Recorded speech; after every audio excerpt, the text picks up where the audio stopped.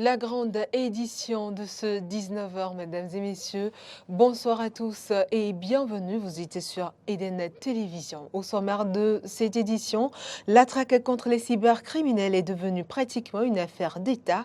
Sur la télévision nationale, le procureur spécial après la Cour de répression des infractions économiques et du terrorisme, CRIET, et le commissaire de l'OCRC sont intervenus ce vendredi 21 avril. Et puis désormais, les écoliers de la maternelle du village de Atingpaye, dans la commune de Dessa, bénéficient d'un cadre adéquat et agréable pour leurs études. Une initiative de l'ONG Action Solidarité. Vous en saurez plus dans la suite de cette édition. Et puis au Soudan, dans des combats brisent la fragile accalmie à Khartoum.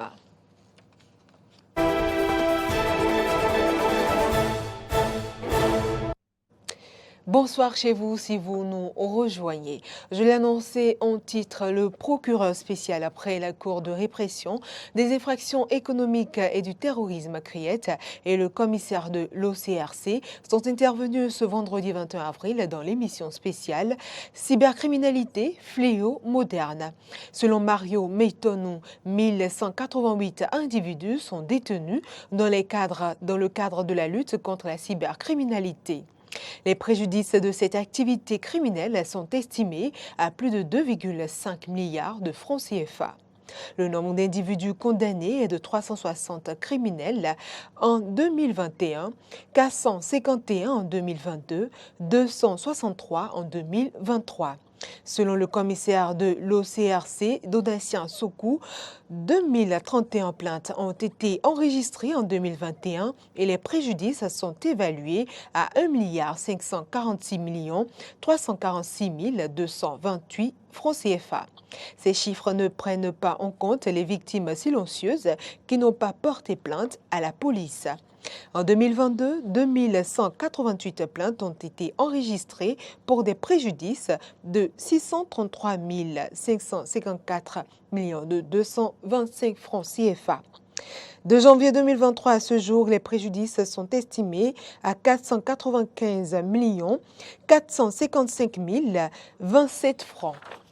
Ces préjudices déclarés sont subis par des ressortissants béninois et des étrangers, précise le commissaire.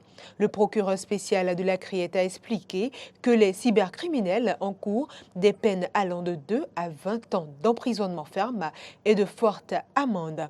En cas de circonstances aggravantes, la peine peut aller jusqu'à 20 ans. Toujours dans cette même affaire, 6 enseignants, dont un directeur, ils ont été arrêtés. Des éducateurs sont parmi les individus condamnés pour des faits de cybercriminalité selon un point de la lutte présentée. J'ai eu déjà déféré 5 enseignants de primaire et un directeur d'école de Cotonou pour des faits de cybercriminalité. Ce n'est donc pas pour manque d'emploi que des gens empruntent ce mauvais chemin. La traque va se poursuivre, a indiqué Donatien Sokou, commissaire de l'Office central de répression de la cybercriminalité, sur la même émission spéciale sur la cybercriminalité au Bénin.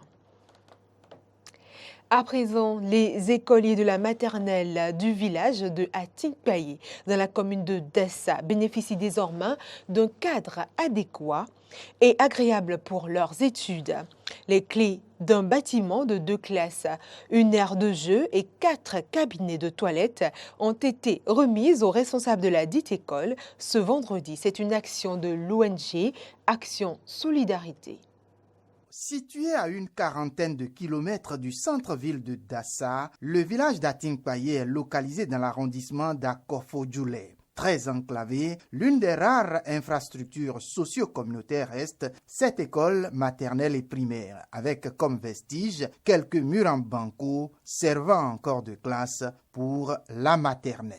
Mais désormais, plus rien ne sera comme avant, puisque l'ONG Action de Solidarité a arpenté monts et merveilles pour y répandre sa touffe de solidarité.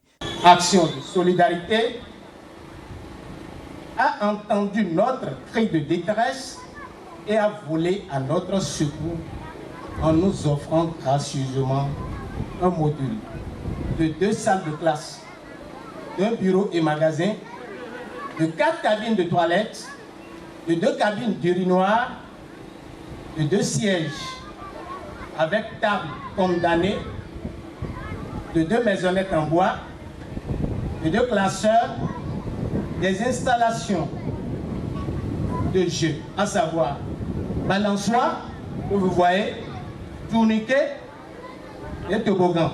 Et ce bâtiment flambant neuf, avec un espace aménagé pour le jeu et les latrines, viennent non seulement embellir le paysage de l'école d'art Tinkpaye, mais aussi pour donner de la joie d'être à l'école aux enfants de cette localité. L'ouverture de ces salles de classe permettra de nourrir plus d'engouement aux parents à envoyer leurs enfants à l'école dès le bas âge. Nous avions la conviction qu'un cadre de travail motivant et une normalité d'effectifs devaient favoriser un meilleur épanouissement des enfants. Je veux ici rappeler que ce projet représente un coût global de 31 52 900 francs CFA. Ému en pareille circonstance, les nombreuses autorités passées à la tribune ont manqué de mots pour exprimer leur enthousiasme. Je dis bien le mot merci est trop juste pour vous exprimer nos sentiments de reconnaissance. Vu la taille de l'ouvrage, tout le confort qu'il y a, je dis bien le mot merci est trop juste pour vous exprimer nos sentiments de reconnaissance. Mais je n'ai pas trouvé un autre mot pour vous exprimer nos sentiments de reconnaissance. Pour cela, je vous dis merci. Dans le cadre de ce projet-là,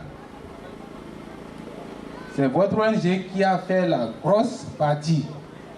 C'est vrai qu'on est allé en partenariat, la mairie a contribué. Et c'est pour ça que je salue une fois encore la présence du SE qui a fait diligence pour libérer les fonds que la mairie donc devait faire dans le cadre de ce partenariat-là. Nous voulons remercier infiniment l'ONG Action de Solidarité pour ce partenariat et vous promettre que ce n'est pas la première action que nous aurons fait ensemble et ça ne sera pas la dernière aussi. Au terme de la cérémonie, les responsables de l'ONG Action de Solidarité et leurs nombreux partenaires sont repartis convaincus d'avoir fait encore un pas pour que tous les enfants du Bénin soient à l'école. Et ce faisant, ils ont œuvré pour l'atteinte des objectifs du développement durable. Dans le cadre de la promotion de l'artisanat avant la fin du mois d'avril, tous les occupants des kiosques du centre de promotion de l'artisanat de Cotonou doivent rejoindre le nouveau site construit juste à quelques mètres de l'ancien pour permettre les travaux de réfection. Comment les artisans concernés se préparent-ils pour le relogement? Grâce à Valigbe nous propose un reportage. Tout cet endroit sera rasé. L'ancien centre de promotion de l'artisanat de Cotonou va connaître dans quelques années une métamorphose. Et pour cela, il faut déplacer les locataires de boutiques. Déjà depuis le cadre ministériel, ils nous ont déjà dit de quitter les lieux. Le jeudi déjà, il faut quitter les lieux. Donc on va quitter, c'est tout. On va le faire.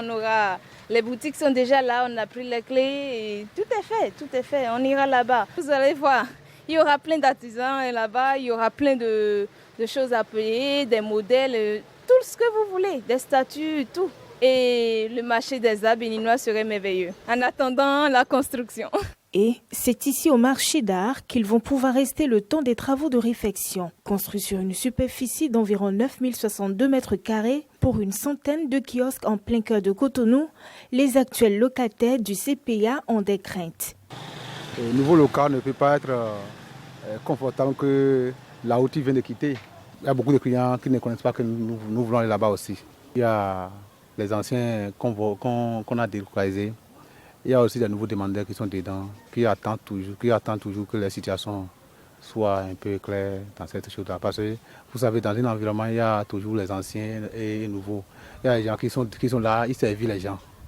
Et maintenant, eux aussi cherchent l'opportunité pour être propriétaires, c'est-à-dire nouveaux locataires aussi eux-mêmes.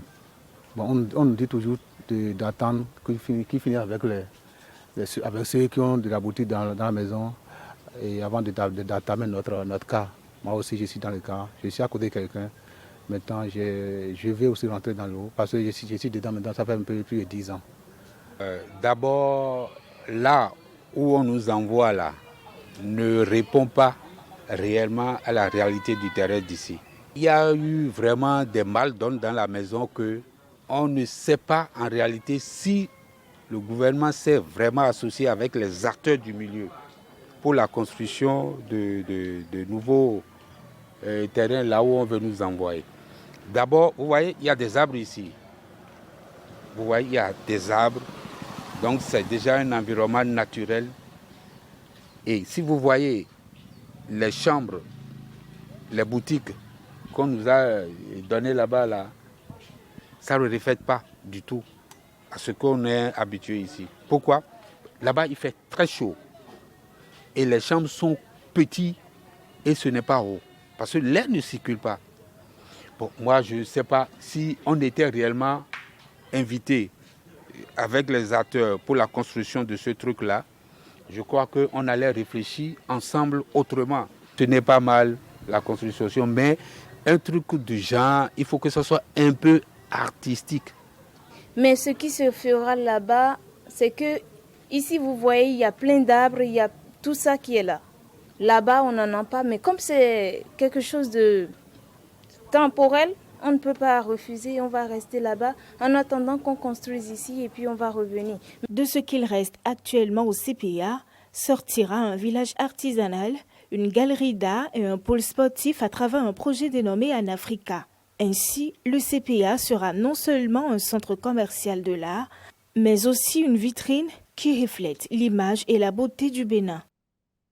Une brève à présent, un directeur d'école primaire publique a été condamné ce mercredi 19 avril 2023 pour harcèlement sexuel sur son élève par la Cour de répression des infractions économiques et du terrorisme CRIET. L'accusé a été condamné à 5 ans de prison ferme et à une amende d'1 million de francs CFA, rapporte un journal de la place. Il doit aussi payer une somme d'1 million de francs CFA à la victime à titre de dommage et intérêts. Il est également interdit à l'accusé d'exercer ses fonctions de directeur et d'enseignant dans une école primaire sur une période de 10 ans. Les sources rapportent que ce directeur est accusé d'avoir eu plusieurs relations sexuelles avec son élève en classe de cours moyen 2e année. Celle-ci s'est confiée à l'une de ses camarades après son échec à l'examen du certificat d'études primaires. Hors de nos frontières à présent, les combats se poursuivent aujourd'hui au Soudan entre l'armée régulière et les paramilitaires, malgré les nombreux appels au cessez-le-feu à l'occasion de la fête du Ramadan. On suit ici le commentaire. Khartoum, les habitants ont vécu les fêtes de fin de Ramadan sous les bombes. Dès l'aube, vendredi, l'armée régulière a multiplié les raids aériens sur les positions tenues par les paramilitaires dans la capitale. Puis, les forces du général Al-Baroun ont déployé leurs troupes au sol pour tenter de déloyer les miliciens. La situation est toujours plus claire. Les FSR ont perdu du terrain mais gardent le contrôle de nombreux quartiers. Les deux généraux qui ont plongé le pays dans le chaos rejettent toujours toute négociation. Pour sa première allocution depuis le début de la guerre, le général Abdel Fattah al-Burhan a affirmé à la télévision nationale qu'il écrasera militairement son rival. Et puis aux États-Unis, la Cour suprême américaine a décidé ce vendredi de maintenir de manière temporaire l'accès à une pilule abortive utilisée par plus de la moitié des IVG dans le pays, suspendant des restrictions décidées par des tribunaux inférieurs. Le gouvernement fédéral avait saisi la haute cour pour faire suspendre les restrictions sur la pilule abortive décidées par les tribunaux inférieurs, ce que le Temple du droit a accordé. Il s'agit de la décision la plus importante de la Cour suprême sur la question de l'avortement depuis qu'elle a annulé la garantie constitutionnelle à l'IVG en juin 2022. La Cour suprême a notamment bloqué le jugement de magistrat fédéral au Texas. Connu pour sa foi chrétienne, ses positions ultra-conservatrices et nommé par Donald Trump qui avait retiré le 7 avril l'autorisation de mise sur le marché de la mifepristone après avoir été saisi par des militants anti-avortement. Et puis, c'est tout pour cette édition. Mesdames et messieurs, merci de nous avoir suivis.